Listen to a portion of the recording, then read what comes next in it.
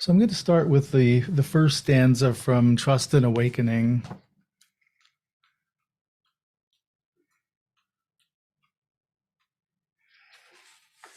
And these are just 4 lines each. So I'll just read the 4 lines.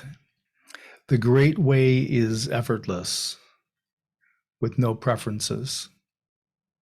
Surrender, desire, and aversion. Clarity dazzles. And I'll just mention briefly, part of what's important about this stanza, the great way just refers to the path of awakening, and the fact that it's effortless.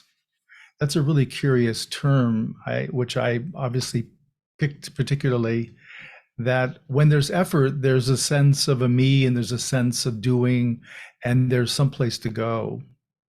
And if we step back from that to where we have a space that doesn't know, then there's a lot more possibilities.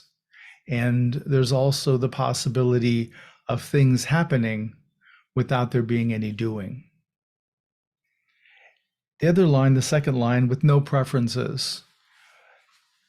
We normally, part of our identity is established based on our likes and dislikes. A lot of people have an inner narration going on that's constantly identifying what they like and what they don't like.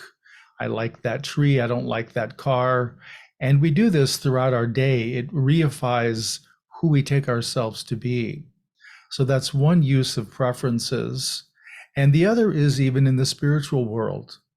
If we have a preference for certain experiences, I only want to have transcendent experiences, for example, then we're rejecting ordinary experiences.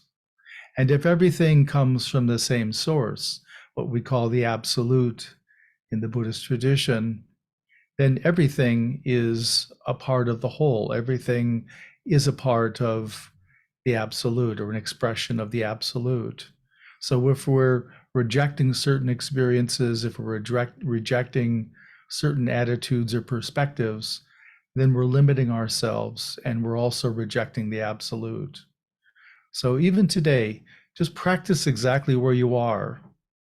I'll talk about a lot of things, some of which will be within range for our group today, and some may not be, but we can understand them, we can orient, and we can perhaps have contact with a lot of these qualities.